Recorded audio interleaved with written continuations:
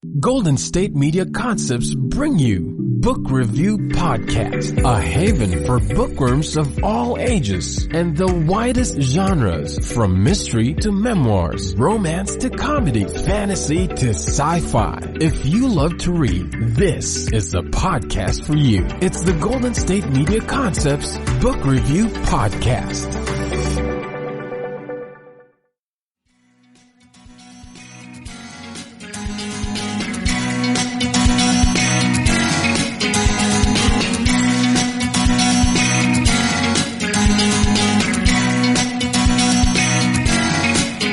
Hello and welcome to the GSMC Book Review Podcast, brought to you by the GSMC Podcast Network.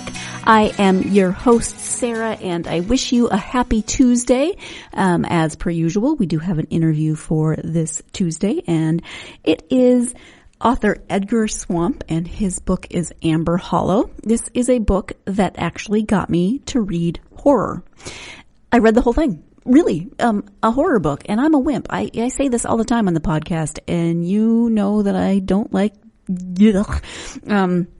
I've branched out with thrillers, and now, look at me reading horror. But it's more than just horror. It's also a mystery. It's also got some fantasy elements thrown in there. It is, historical fiction, because it does take place in the early 90s. I know that's not that far away, although for those of you who are born a little later than that, the technology is vastly different, so you might not be, you might be wondering what's up with the car phone and why don't they just call people on their cell phones? Well, that's part of the plot, actually. So again, as I said, the book is called Amber Hollow. On July 14th, 1991, an isolated village in northern Wisconsin is ground zero for an unprecedented fiery tragedy. Of the community's 600 residents, there are only 5 survivors. Detailed accounts by the victims contradict one another. The only link is a man named Anthony Guntram, who they allege is the primary suspect. Because he is presumably dead, this claim can't be verified. Only the villagers know the secret of Amber Hollow, a place where sanity is checked at the town line and the parameters of reality become blurred. An unconventional horror story by design, Edgar Swamp delivers an action-driven page-turner that will keep readers guessing until the calamitous ending. And that line, sanity is checked at the town line. That is actually on Edgar's website on the page for Amber Hollow. Excuse me, I'm having trouble getting sentences out. It says check your sanity at the town line. So you see that there is this mystery. There is something that needs to be investigated because a 600 member community suddenly only has 5 surviving members. There's obviously something going on here. The police are brought in, and we follow the 2 detectives as they try to figure out what is going on. But all the questions they ask only lead to more questions, and everything that they find leads to more questions. It gets weirder and weirder and creepier, and you start getting the horror elements, and I really liked I kept reading because I kept thinking, come on, I gotta find out what happens. And I'd think, okay, maybe I see where this is going. Yeah, I have some ideas. Wait, nope. It's not exactly where I thought that was going. He does a really great job of putting in twists and turns and keeping you interested and guessing a little bit. You might be the type of person that's able to figure out books better than I am, but I enjoy when I'm surprised by a book, when I read something and go, no way, I did not see that one coming. Maybe I should have. And then my mind goes back to all of the things previously up to that point where I'm like, okay, what were the clues? Where were the clues? And if I had more time, I would probably read this a second time to see if I can track that storyline through to the reveal. But unfortunately, as you know, my reading time is taken up by a lot of other things these days. But this book got me to read horror, and it got me to enjoy reading a horror novel. So Edgar Swamp can claim that, that it's not that title, that prize, I guess. There is no prize. I should make a prize. What would that prize look like? The this book got Sarah to read Horror Novel Prize. I'll have to think about that. Maybe make a certificate or something. I'm going to stop talking now. We are going to turn now to the interview with Edgar so he can talk to you about his book instead of me talking to you about making random certificates for people I've never actually met, just talked to on the phone. So let's turn now to that interview with Edgar Swamp about his new novel, Amber Hollow. Hi, Edgar. Welcome to the podcast. Hi, thank you for having me, Sarah. I really appreciate it. I am very excited to talk to you about your new book, Amber Hollow. Before we get to the book, though, I would love for you to share a little bit about yourself so that my listeners can get to know you a bit. Great. Well, I've always wanted to be a writer. In fact, the first thing I ever wrote was a play in second grade where I cast myself as Santa Claus and the girl I liked as Mrs. Claus. Suffice to say, it didn't go anywhere. Doors were not opened, but it's created a lifelong desire to write. And I've written in a number of different genres, influenced by dozens and dozens of different writers. But I found horror, sci-fi, dystopian kind of as a niche. Mm-hmm. And yes, this book is definitely in that horror, fantasy, sci-fi kind of realm. I mean, it covers a bunch of genres. So, as I said, it's called Amber Hollow. Can you give a brief overview of the story? Yes. A remote village in northern Wisconsin is the scene of a fiery tragedy in which, of the 600 residents, there are only 5 survivors.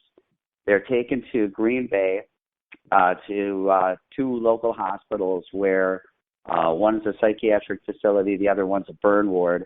And detectives are investigating the crime, and the survivors are all giving contradicting stories, but they're naming one person in particular who they allege is the primary suspect. However, he's amongst the dead, so the mystery lies within why are these people lying, who are they covering for, and how are they going to get testimony from a dead man. Yeah, there's so many things I want to talk about, but I don't want to give stuff away because there's lots of twists and turns. What was your inspiration for this particular story? I really wanted to create what was an episode of mass hysteria. And initially I wanted there to be a plausible explanation for it. Ultimately, as I was writing it, I just couldn't find one. And so that's where the elements of fantasy and horror came into play. But the way I was writing it was kind of like I was kind of channeling the X-Files, where I wanted it to be 2 detectives. So that's where kind of the mystery genre comes in. I wanted it to be like a mystery being investigated, but with clues going nowhere. And so, hence, then it would have to gradually get creepier and creepier as the elements came into play to try to get closer and closer to the truth. Right. And it does get weirder and creepier and more like I have no idea what is going on here. And thank you. That was completely my goal. When I was doing my last drafts and edits, I tried to look at it as a person who was just reading it, and I was like, wow. And I never try to be self-congratulatory on anything. I'm a very, very humble man. But I feel like genuinely a reader is completely confused until they do get to the end where it's finally explained. And that was my goal. I mean, I truly hope that is what a reader is like, what is going on? And when they do find out, it was something that they didn't foresee. That was my hope anyway. Right. Yeah, I had some suspicions going towards the end, but not to the extent of how it actually ended. So cool. Yeah. I mean, because the idea is a lot of misdirection. You know, trying to get you to think it's one thing, and then trying to get you to think it's another thing. That throughout it's just peppered with misdirection. Right. So Right. somebody could go, oh, I know exactly where this is going. Then go, what? Right. Because I have always loved books like that Mhm. just keep you guessing, where you literally at the end you're like, dang. I mean, like a favorite movie of mine was The Sixth Sense, Oh, huh. and I know that everybody's seen it, but for the few people who haven't, I won't wreck the ending. But you've seen it, obviously. Yes. Oh, okay. Yes. I mean, did you see that coming? No, not at the time. But it's been so long now. I feel like I should have. Because, I do know people who said they saw it coming, but I did not. So I was too busy being freaked out by everything else. Right.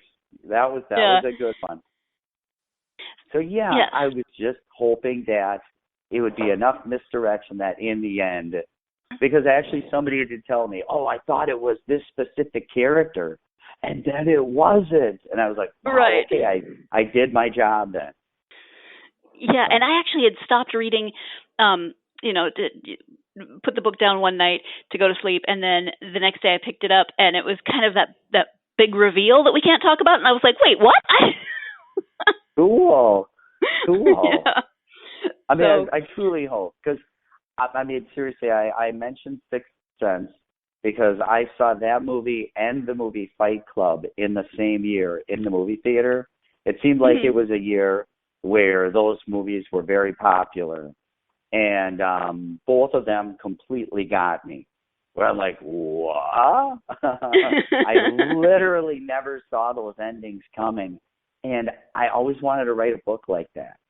And this is my fourth self-published novel, and my previous efforts, I did try to do it on my second novel, but apparently that I won't say fell flat. I liked it, but there were people that didn't. So and ultimately, it's up to the reader. Right. It doesn't matter what I think. If the reader didn't get it, then I failed. So let's talk a little bit about the two detectives who are working the case, Sadie and Jeremy. What about them do you think will resonate with readers?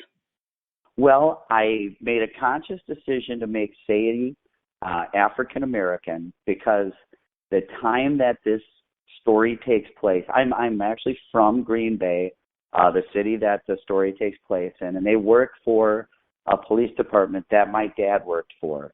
So I was able to lend authenticity to the story by getting my dad explaining the hierarchy, how it works in that station. And I'd been there. Don't take that the wrong way. I assume you just visited with your dad.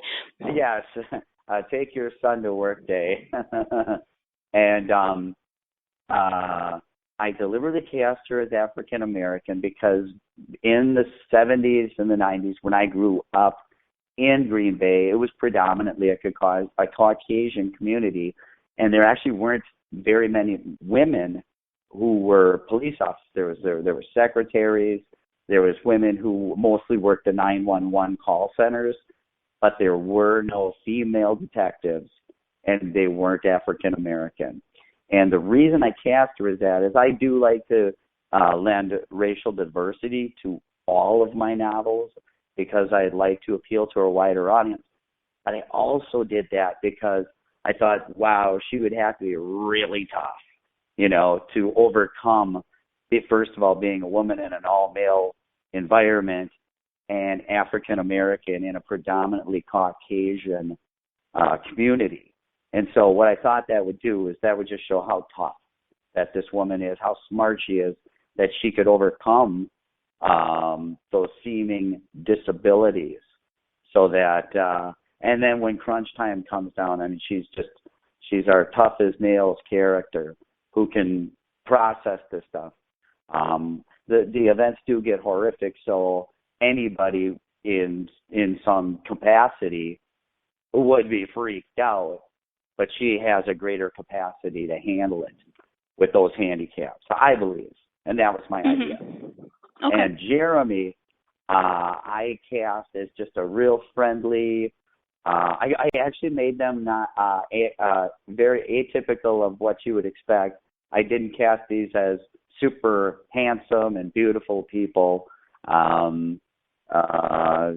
Jeremy admittedly is kind of rough looking, bad haircut, blunt features. I just didn't want to be stereotypical in, this because, and this is for Green Bay too.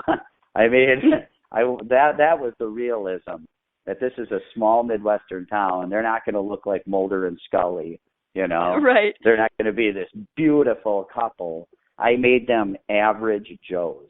And Joettes. I just wanted them to be just average people, but who were very skilled detectives placed in a very, very outlandish situation.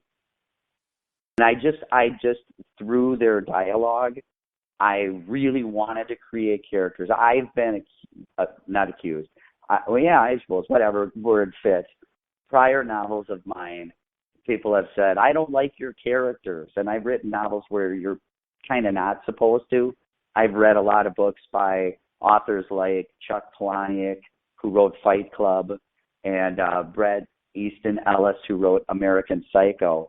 And these are writers that I just loved, who didn't care if you liked their characters. In fact, they were creating characters you were not supposed to like. And so earlier novels of mine, I was kind of influenced by that. But in trying to get an audience, it's really hard. You kind of have to give people something they can hang their hat on. And so I deliberately set about to make these two really likable so that you can root for them, so that you care what happens to them. Mm-hmm. So that was very important to me with both these two, is that friendly banter, hopefully, that's, kind of witty, keeps the story moving, and you sense this camaraderie and this caring between them, so that if in a situation of peril, you feel for them. You're like, oh no, instead right. of, oh, I hate these people anyway, just kill them. Oh, yeah, that's never a fun experience in a book. There's got to be something that you relate to, or even if it's not relatable, there's something compelling about a character. So yes, and I really wanted to strive to do that. Oh my goodness, I'm jumping in here to say, have you ever read one of those books where you don't like anyone? Nobody makes you want to root for them? Those books are so frustrating, for me at least, to get through. I have to be able to connect with someone on some kind of level. I have to find them compelling in some way. Even if I don't like them, there has to be something about them that makes me want to keep reading the book and find out what happens to them. So that's just my 2 cents. We are going to take a quick break, and when we come back, we'll be talking about the historical setting of the book. So stay tuned. You're listening to the GSMC Book Review Podcast, and I'll be right back. Golden State Media Concepts bring you the Bible Study Podcast. Reflect and journey the Bible as together we study God's Word and be inspired. Bible study made fun and informative for all ages. It's the Golden State Media Concepts Bible Study Podcast.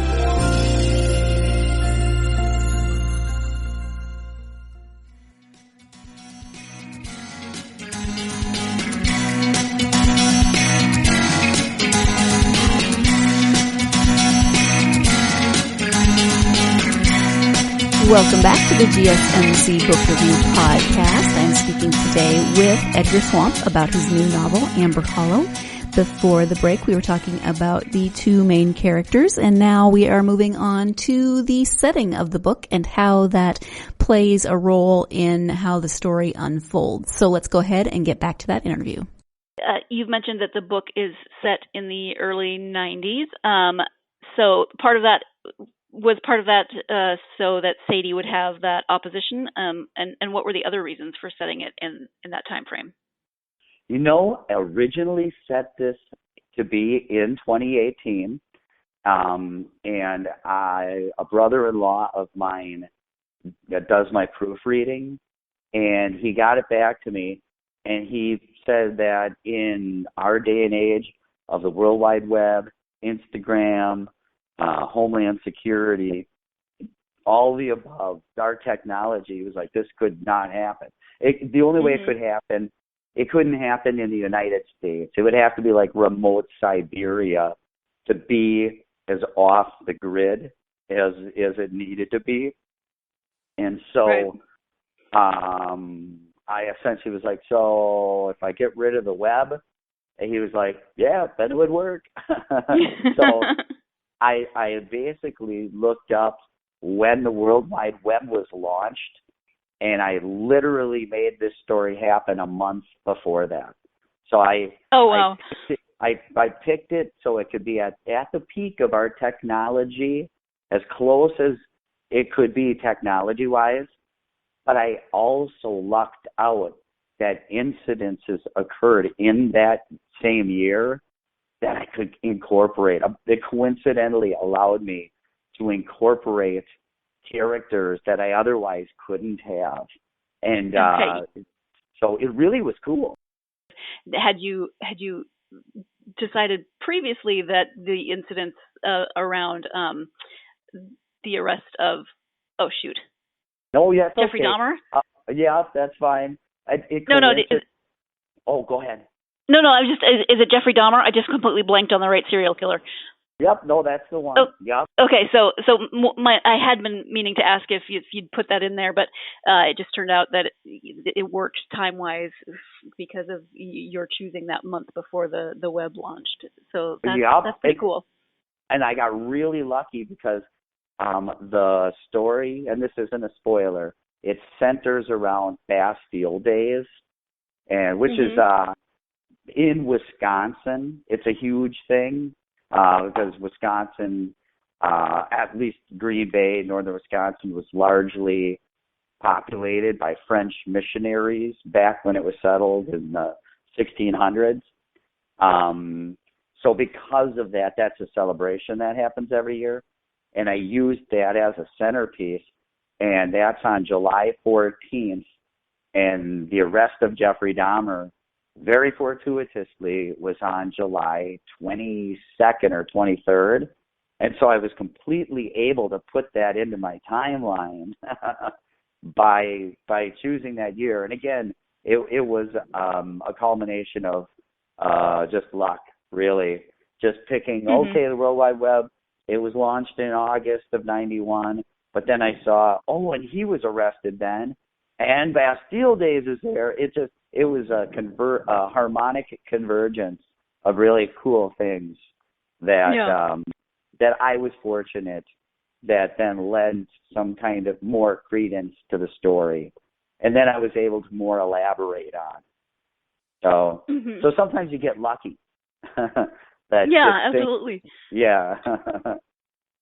What are some of the challenges or not challenges? What are some of the interesting things about writing kind of a multi-genre book? Because this book contains horror, it contains fantasy, it contains mystery.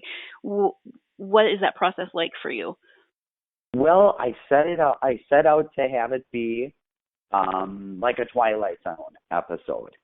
And so Twilight Zone episodes were always mysteries. I watched them as a kid, and I was always trying to guess the ending. And so, but they were horrific or they were science fiction. And so that's where the mystery element came in. And then I realized I was going to be centering it around an event that was going to be investigated by detectives. Once I figured out I had no plausible explanation in the real world, I was like, well, it's going to have to be a horror novel because I could not explain it. And then actually, interestingly enough, the fantasy parts came out of nowhere. I was looking for a hook. I was looking for some way to establish the creepiness of this village. And it just was one Saturday afternoon where I had a whole day where I could work on it, and I came up with a scene that I was like, wow, oh my God, is that cool? And then from then, that shaped the fantasy elements of it. It was completely by chance. it was one of those, I have no idea how I'm going to do this. And I just woke up on the right side of the bed one day, and it happened, and the scene came out, and I just loved it so much that I knew I could continue to use that throughout the book to develop the plot and to further the characters and the mystery. So fantasy was not an intention at all. It was really, it was more going to be a mystery horror, but very, very fortunately, sometimes our imaginations just can really rock us a solid, Mm-hmm. and give us something we didn't foresee was going to happen. Yeah. So with the time frame and some of the historical aspects of it, what kind of research did you do for the book? Well, I had to research the area where I wanted to put the town, and then like I said, I had originally written the first draft in 2018 with our technology. So taking it back to 91, I had to take all our modern technology and get rid of it, and then just research what communications technology was at the time. And I'm old enough that I lived during that time, and I remember the trim line phone on the wall with the cord stretched 50 feet so I could be behind the garage talking to my girlfriend or my dirtbag buddies, and no one else in my family could hear me, And so, I mean, I personally remembered it, but I didn't know in the event of, the police station. My father had a pager he had to carry, so anywhere he was, he could be paged, so he had to go into work. That it was pagers, it was CBs, it was landlines, and car phones. But back when car phones took up like your whole trunk. And so that and computers, because they were computers back then. They were mostly Mac classics. They were the earliest versions, and they were giant.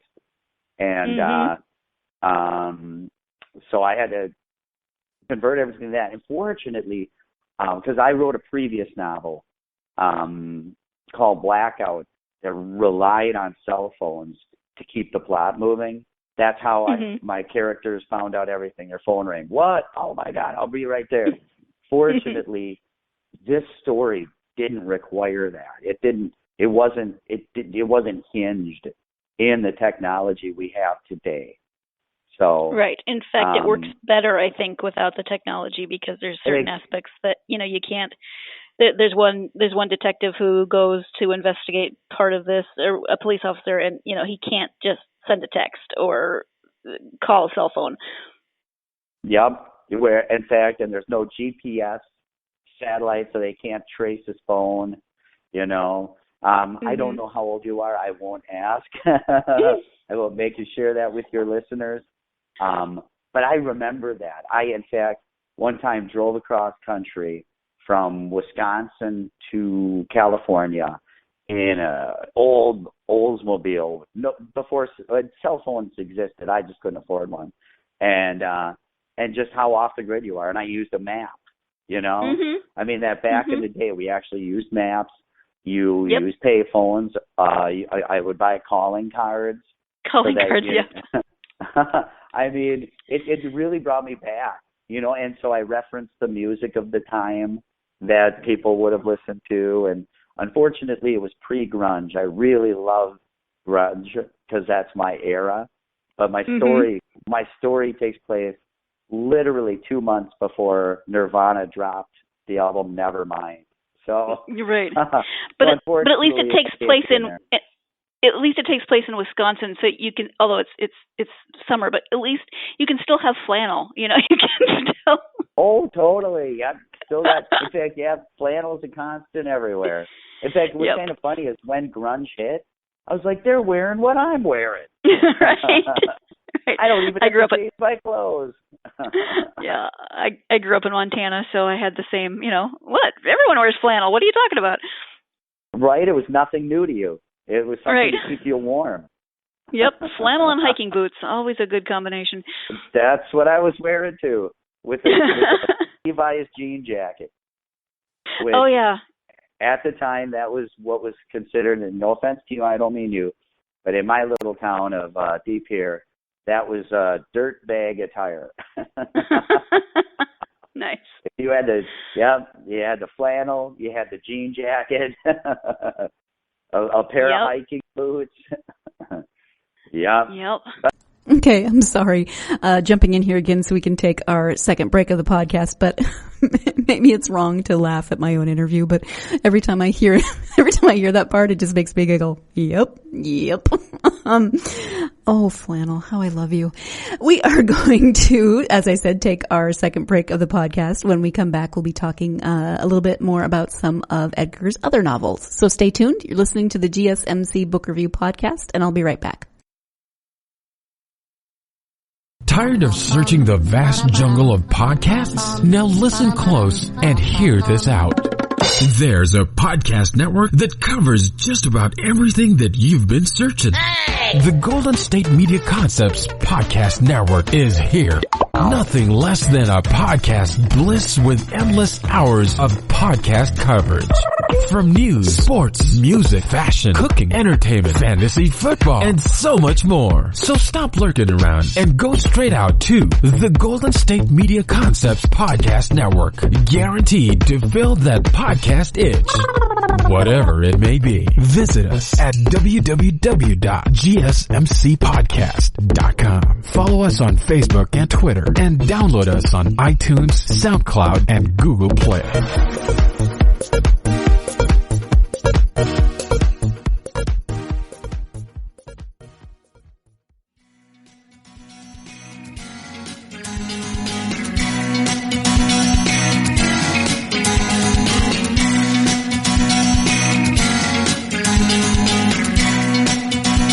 Welcome back to the GSMC Book Review Podcast and my interview with Edgar Swamp. We have been talking about his book Amber Hollow with mention of a few of his other novels, and now we're going to talk some more about those other novels. You have mentioned a couple of your other books, but are there any of those books that you would like to highlight in this interview or talk about at all? I sure do. In fact, I've been being asked what my next project is going to be. And my very first novel, by anybody who read my books, they cited as a favorite of theirs, but that it was too long. The characters, a lot of them weren't very likable, but they liked the story. It's called The Geyer Mission, and it's something I self-published in 2012. And I made every single mistake a first-time self-published writer could make on it. I didn't have it professionally edited. I got stupidly thinking I could do it myself. It was way too long. And it was like I launched with The Grapes of Wrath when it should have been Of Mice and Men. You know what I mean? It should have been 200 pages, and I launched with this 800-page monstrosity. So it was a really hard sell for the publicity people. And to their credit, they did the best they could with a book that had typos even on the cover and an author photo that made me look like an axe murderer. It was not intentional. If it was horror, that's appropriate. Well, I thought it was at the time. But apparently, so honestly, I mentioned that book because it would be most closely related to Amber Hollow, genre-wise, that if Amber Hollow resonated with readers, if they really liked it, I could see that as a follow-up once I rewrite, edit the heck out of it, and in the ending, I have 3 sisters, and one of them is champions my cause more than the rest. And she read it. She was like, couldn't you have at least had one person live? Oh, dear. I was like, you mean everybody dying? That's not good. She's like, there's got to be one person. So I would make more likable characters. I would shorten the heck out of it. And I guess I could have 1 or 2 people live at the end. but I think anybody who enjoyed Amber Hollow would enjoy it because it's a horror novel, but it's an adventure. It's kind of an adventure horror novel. Okay. And that it will move a lot better once I cut out the riffraff. It was bogged down in tons of backstories, and with Amber Hollow, I wanted to streamline this bad boy. It seemed that the biggest critique I received on all my books is I could have told that same story in half the pages. So I'm trying to slim these down.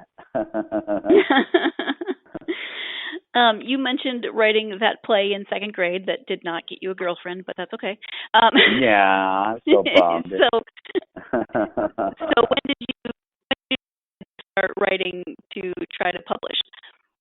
I actually was sidelined by music. I started playing guitar and singing, and I mentioned grunge because that came along, and it was what my bands were playing. We were playing that style of music. We were dressed in those kind of clothes. And so I thought, I'm going to be a rock star. And not knowing that, boy, it's a lot more to it than just wanting to be. And I had been writing. Writing was actually my first love from childhood through my teens and on. But when I discovered music, it just derailed my writing. And so after I failed, I went to Austin, Texas, which I think is a great place for any aspiring musician. If you think you're good enough, go to Austin. You'll either find out you are or you'll find out you're not. And it was extremely humbling to me. And I was like, I'm going to start writing again. And so at the age of 30, I seriously began writing again. And if your listeners are interested in as far as tenacity is concerned in pursuing something you love and knowing that it might take a while, I realized when I started writing again at the age of 30, my chops were gone.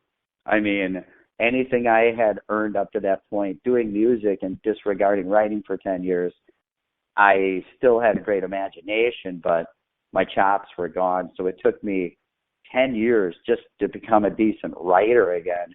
And then at the age of 40-ish is when I discovered self-publishing, where it wasn't vanity publishing anymore. It was print on demand. And it seemed like something feasible. It was affordable.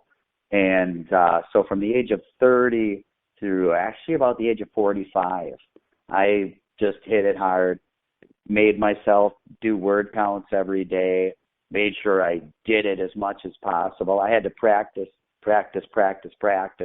just to get back up to speed. And I even look at the novels I've written from the one I told you about through two others up to Amber Hollow, and I still don't feel like I hit my stride. I feel I can always do better. So practice. But it is something I always wanted to do. I just got sidelined. And I sometimes wondered if music didn't get in the way, if I would have had something that would have hit prior to this. But, you never know where life's going to take you. So That's right. We had a bit of a conversation before we actually spoke on the phone, and you write under a pseudonym. So could you talk a little bit about how you chose the pseudonym? I've got a great story in regards to that. At the age of 30, when I realized I could no longer do bands, sleeping in cars, and so on, I had to get a real job. And I got really lucky. I ended up in the veterinary field. And I got hired to work in a kennel, but I was at a clinic where they needed veterinary technicians. And this is prior to it requiring an associate's degree. So I was trained on the job. And a dog came into the clinic that was named Edgar Swamp. And I was like, that is hilarious. And he was the sweetest dog. And he came for years and years and years. He was older. He eventually succumbed to age and he passed. And all the people I worked with they knew how much I liked him, and they gave me his collar. The owner didn't want it. I was surprised. And, so I'm like, aw. And actually, showing my rock and roll roots, I wore the collar for a while. Until it actually gave me a rash. Oh, geez. That's not good. But I always liked the name, and I was like, that would be such a cool writing name. And I was writing under my real name. My real name is Brian Martin. And it's so generic. If you go, just look in your community and type Brian Martin, there's at least 300. Where I live, there's like 1,000 Brian Martins in this area alone. And I was submitting horror and sci-fi stories to online magazines, and on a whim, I decided to use Edgar Swamp. And the editor got back to me with some suggestions about the story, how to change the ending. He liked it, but if you could change the ending. And then he said, "And is Edgar Swamp, is that your name?" And I was like, "Well, no." He goes, "That sounds good. Use that." And I was like, all right. And so I started using it, and I have people make fun of me, but I looked up the name. It's a real name. I mean, there's really people out there with the last name Swamp. So, yeah, I mean, it's not just like that show on cable, Swamp People, I even looked in this area where I live. I live in north of San Diego, by about 35 miles up in the burbs. And there's actually some people in this area that's last name is Swamp. So it's a real name. It's a real name. I actually told my mom. I said I'm doing an interview this weekend with a guy who writes horror, and his name is Edgar Swamp. And I said it's either a pseudonym or it's the perfect last name. He had to write. He had to write horror. Yeah. When I met that dog, it was a special bond, and I didn't know that I was going to lift the name from him, but he gave me his permission. As best as I could tell. He just licked my face, and I took that as a yes. So when you take the time to read, do you have favorite authors or genres? Do you like to read in the horror genre? It's funny because I really loved it as a kid. And this is where, from other interviews, that's where I wanted to kind of, I name dropped the horror writers that were very influential. But then as a teenager, I kind of got snobby, and I went off in the Steinbeck, Kurt Vonnegut, Jack London. I really dove into the classics, Ernest Hemingway, that kind of thing, and kind of eschewed horror writing as they're a bunch of hacks as I was in my teens, and that's why I kind of mentioned earlier Chuck Palahniuk and Bret Easton Ellis because they really pulled me back into the horror genre that I had kind of left. My stories, though, I was writing, even when I was doing music, I would occasionally be writing stories, and if they weren't autobiographical, they were always of a strange bent. And I don't know if you're familiar with Palahniuk or Ellis, but Ellis wrote American Psycho, which resonated really heavily with me. It was really one of the most horrific pieces of fiction I've ever read. And are you familiar by any chance? I'm familiar. I have not read them. And actually, one of the authors that I spoke with in a previous interview, Greg Levine, referenced Chuck, is it Palahniuk? I can never remember how to pronounce his last name. But Palahniuk. Yes. Yeah. So I have not read those. I'm not a huge fan of horror. I tend I tend to steer clear because I'm a wimp. But so I'm branching out with the podcast. Okay, well that's cool. So thank you for talking to me. Sure. In regard, Palahniuk is just a brilliant satirist, and the equivalent to me of a modern day Kurt Vonnegut. If you were ever a fan of any of his works, maybe Slaughterhouse-Five, I know is recommended reading for high school, I believe. And Palahniuk is most known for his book Fight Club, which was not a horror novel. It was really satire. Right. But he actually then wrote some horror novels. And they were very satirical, but they were really dark. And I was like, wow, he is doing something with the genre that brought it made it exciting to me again. And when asked in interviews, he said, yep, I did a horror series, then I did a sci-fi series, a time-traveling series. He wrote a couple of books about a girl who died and went to hell, and it was her adventures in the afterlife. One was called Doomed, and the other one was called Damned. And so ultimately, he's very much a satirist. He's a comedian, but he did delve into some really dark stuff, which got me, as a writer, I've always found that I fit easier in with my ideas writing the scary stuff. And so it got me to revisit writers I'd enjoyed as a child, I should say as a teenager. And I over-referenced Stephen King in a past interview, so I don't want to beat that to death. But the major influence there, but then as an adult, discovering these other writers that were more contemporary, but were dealing with these themes that were very horrific. And I'm trying to think of any other modern horror writers, because I wasn't a Dean Koontz fan. That kind of sailed by me. And I don't like I loved slasher films as a kid. They bore the crap out of me now. I like psychological. And Chuck was in the psychological realm. Is this really happening, or is this something that's a product of somebody's imagination? I really like that kind of element of horror. But I also like the blood and guts. If it's done appropriately, if it's done in a way, well, it's hard to say tasteful. Right. But how do you tastefully disembowel somebody? Right. That's the kind of horror that I don't like. Right. And Amber Hollow doesn't offer up a lot of that. My previous novels actually were pretty gory. They were more niche market because, like I said, unlikable characters. They contained. It wouldn't be anything you'd recommend for anybody under the age of 18.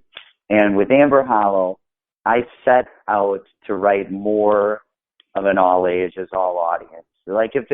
It would be like a PG-13, where my other ones were hard R, if not borderline unrated.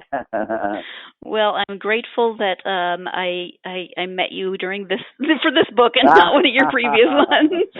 Yeah, that's why I would tone down a lot of stuff in the Geyer Mission and try to make it more of a character-driven piece if it would be a follow-up to Amber Hollow.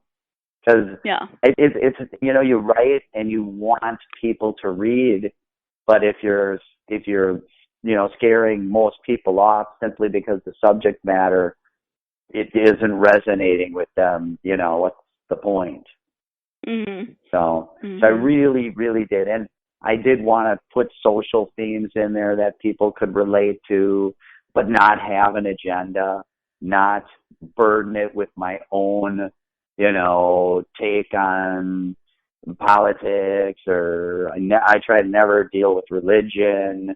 I just try to keep it character-driven, story-driven, and keep the pace moving. One last interruption for one last commercial break, and when we come back, we'll be wrapping up this episode. So stay tuned. You're listening to the GSMC Book Review Podcast, and I'll be right back.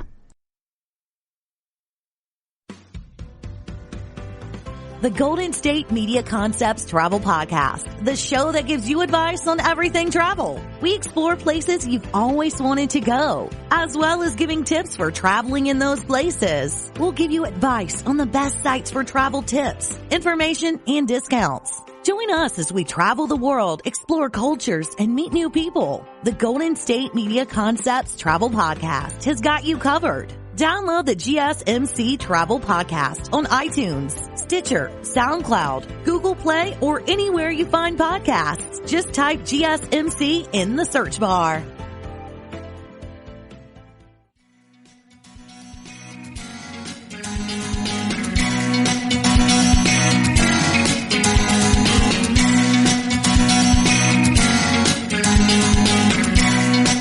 Welcome back to the GSMC Book Review Podcast. I am speaking with Edgar Swamp about his novels, most recently his novel Amber Hollow. Let's go ahead and get back to that interview. I know you have a website, so if you can tell people where to find your website and if you are active on any social media. I am. In fact, I have to work on it more this weekend, but I'm on my Amazon page. I've got to figure out how to, that one is so unuser friendly, it feels like. But I'm active on Goodreads. I post videos of me playing and singing because it allows me to post videos. I've got a joke trailer I made for Amber Hollow. There really is no movie, but I've got a trailer for it that I just made through some app on my phone. And I have a blog that's on there, and that's Edgar Swamp on Goodreads. I have a website, www.edgarswamp.com, which unfortunately I am not the administrator. And so what I'm doing is as I collect a bunch of links, that's when I submit them to the guy who is. And like when I get a link for this, definitely going to get this on there. And a couple of the other podcasts I've done. But it does link and reference all my other books. Anything that's coming up, I try to get listed on there. And it has reviews on there. Actually, there's a couple of reviews for Amber Hollow on some pre-reviews. And let's see, I also Goodreads, Amazon, my website. Yeah, that's where my biggest online presence is right now. And it's a beautiful website, but it's not interactive. But it's interactive. You can order books off of there. And you can see reviews on there, and you can contact me through there. But it's not like I've seen like authors where, they've got video games and all kinds of interesting stuff. Mine's not that high tech, but it does have all the pertinent information one would need. Right. To find me or to find my books. And right now, my books are for sale. They can be ordered from me through my website or Amazon, and the Kindle book I'm selling at 99 cents just to get it out there, just to sell it as cheap as possible. The paperback is $11.99. I priced it as cheap as Amazon would let me do it, and I think it's a good deal because the art on the book is beautiful. And it's actually the Kindle is a little less frills, it's all there. It's the same thing. But so I've got it really priced to move for anybody. Oh, and if you have Amazon Prime, it's free. So you can read it for free, or you can borrow it from another lender. Because right now my goal is to give away as many as I can, because I just am really wanting reader reviews that would hopefully increase my Amazon ranking, which would hopefully, my goal with this ultimately is to take it from self-published and hopefully find a small publishing house that may be interested and take a chance on me. So that it could lead to bigger things is what I really like. Right. Well, thank you for that. And we've talked about numerous topics today. It's been fun, but is there anything that we haven't touched on that you wanted to mention at this point? Life experience. In fact, Yes. and I'm not going to go off on a bunch of stories, but if any of your listeners are aspiring writers, I just have this bit of advice. I wanted to write when I was a kid. I didn't know what to write about because I had no life experience. And you'd be amazed. Just if you have nothing, just go out, live your life for 10 years. Hopefully it's exciting, and you'll find that the more life experience that you do accumulate, the easier it really is to write books, because you'll suddenly, oh yeah, this weirdo I met at a gas station in Raleigh, North Carolina, that person would be perfect here, like as much things as you can do in your life. I was a student in Milwaukee at the University of Wisconsin in Milwaukee, and I regrettably dropped out to pursue my musical ambitions. And I regret dropping out because a degree really would have really helped versus not. But the life experience I gained opting Plan B has fueled a lot of my writing through all the weirdos I've met, the weird situations I've been in. So I can't emphasize enough that if you're a writer and you love writing and you're just looking at a blank page, go out and live a little, I mean, be careful. Mm-hmm. Do it in a controlled environment or however. But I found that for me, it shaped a ton of my books. I've met people who become characters or composite characters. And so that is one thing that has really, really helped me. And an idea for a book can come from anywhere. A headline from a newspaper, your neighbors that seem to be going through some strange situation, anything. You can source it from anywhere. It's really just the desire to have fun with writing. I literally do this. It's because I am compelled. I have to. And that's why I've stuck with it as long as I have. I am not a professional yet. I have yet to get a check for more than $150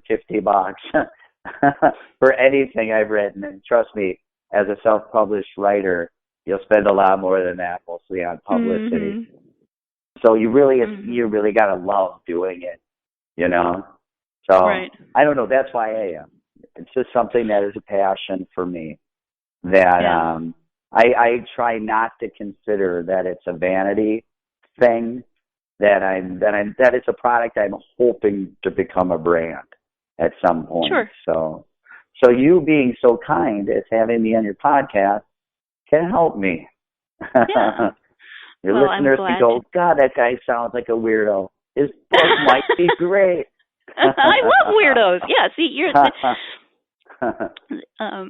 well, I have very much enjoyed speaking with you, and I can honestly say that I enjoyed a horror novel. Thank you for that. Thank you. I mean, thanks. I really appreciate that. So thank you again to Edgar for joining me to talk about horror novels, which I normally wouldn't talk about. But hey, I enjoyed talking to Edgar and I enjoyed reading this book. So that right there is pretty impressive, at least to me.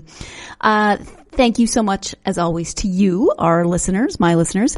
I so very much appreciate you and your tuning in to share my love of books. If you are a fan of this podcast, I'm going to give my normal little spiel. Please do subscribe, like us on social media, follow us on social media, share, retweet, do all of those wonderful social media things. And if you would be so kind as to give us a review, that would also be lovely. A nice review would be very helpful. Edgar mentioned that Amazon reviews really help authors in their books, and podcast reviews also help us in the podcast world. So especially iTunes reviews. Would love it if you could drop us I'm just going to say it. I'd love it if you could drop us a 5-star review. What is it? If you don't put it out there, then you'll never know unless you ask. So thank you so much for joining me. Join me again on Friday, and we'll talk about books. In the meantime, I hope you are having a wonderful week and that you find plenty of time to get yourself lost in a good book. Thanks. You've been listening to the Golden State Media Concepts Book Review Podcast. part of the Golden State Media Concepts Podcast Network.